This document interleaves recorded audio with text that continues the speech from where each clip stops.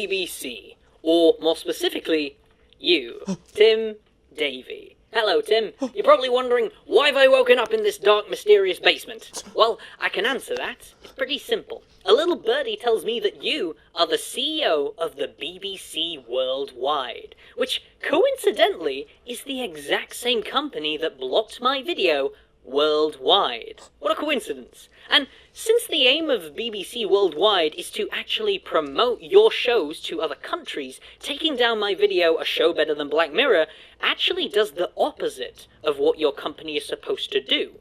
That video actually promotes one of your shows known as Inside Number 9. And when I tweeted this to the BBC to explain this, the very next day, you made my video public. So you clearly had seen the tweet, but you refused to monetize it. Interesting. I've disputed the claim, which you have rejected, and now I have to dispute it again, which will possibly lead me to getting a copyright strike because your company is falsely flagging my videos. I don't know who's in your department doing this, Tim, but if I were you, I'd try and find out who, because I did some research, and I'm not the only one your company appears to be attacking. So I just want to go over some points with you to explain exactly why this is totally fair for me to upload a video like this and have it monetized. Since you're in a basement and you can't escape, you're going to have to watch the video anyway, so maybe you'll actually take in the points that I'm telling you this time. Enjoy the video. If you did, feel free to leave a like and comment and subscribe for more. You're damn right I said that at the beginning of the video because I'm just so edgy. So edgy. Come, watch the bloody video.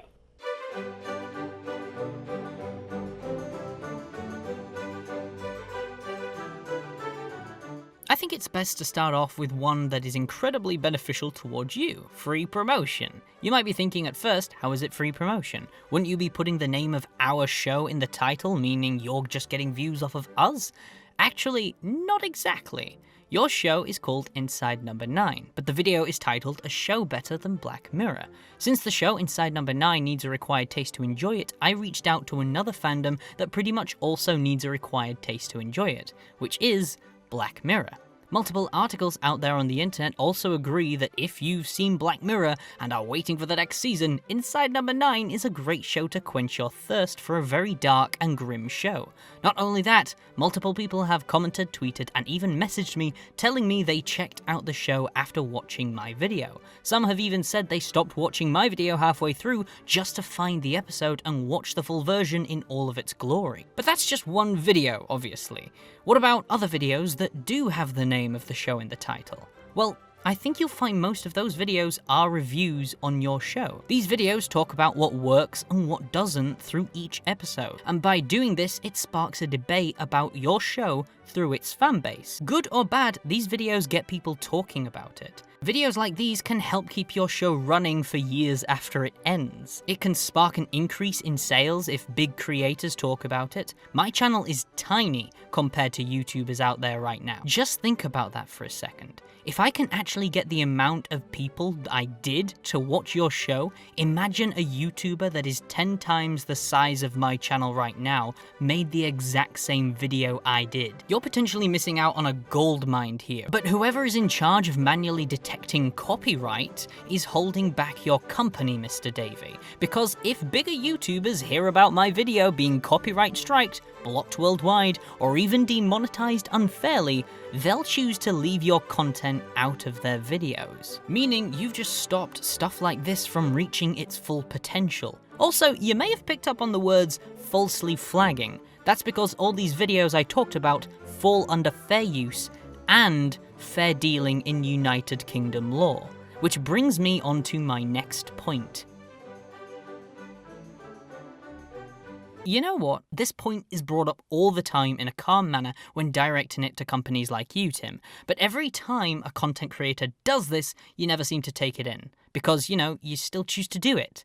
So maybe I should get someone else in here to really hammer down what fair use and fair dealing is. I think I know a guy.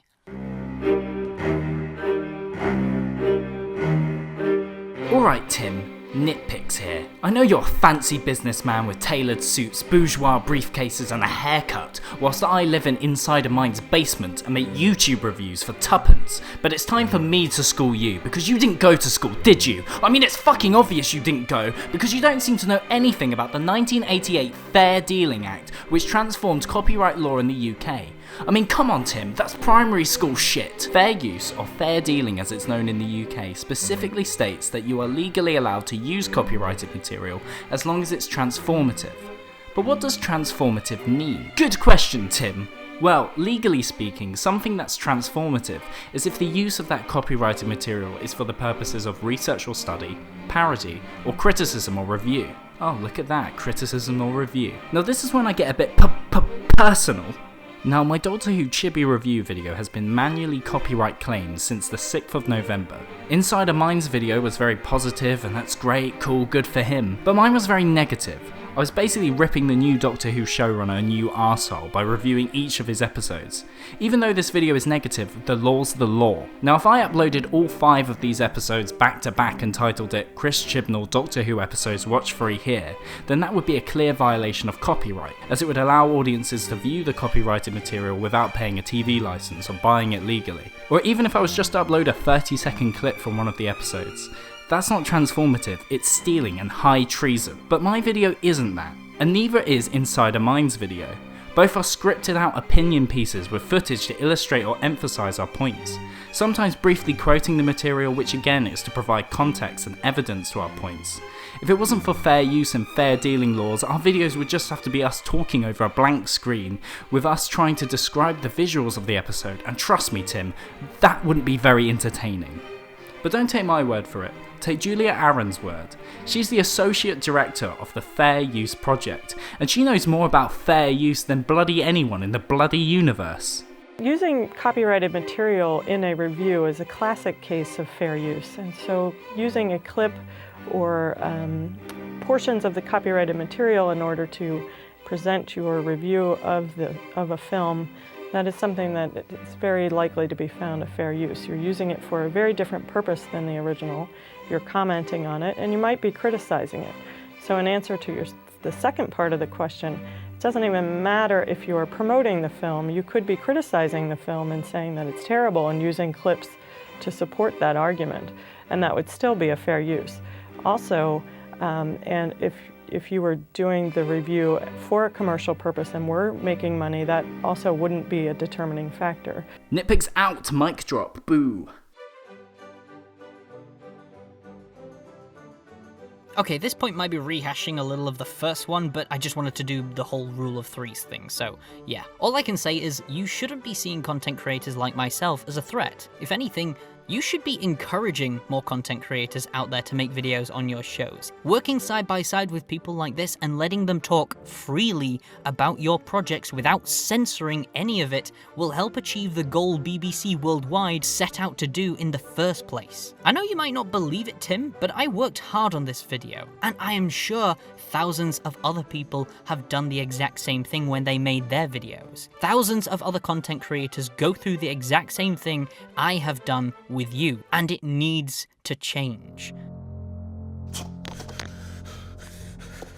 So those were the 3 things I wanted to address directly to you, Tim, because your company has been abusing this power and completely overlooking the possibilities you could have created. So I hope you were listening, because I really don't want to be repeating myself again. I was going to let you out of this room after I made this video, but, you know, I'm going to keep you in just a little bit longer, just so you can think over a few of these things that you've been doing, you know? But don't worry, you're not going to be alone in there. I've put NitPix in there with you to have a friendly debate on fair use. You know that thing that, you know, I mentioned earlier that your company doesn't seem to believe in? Yeah, you can have a friendly debate with NitPix, because he's such a nice guy off script, probably, you know? So, I'll leave you two to it, yeah? Have fun, Mr. Davie. Have some real fun.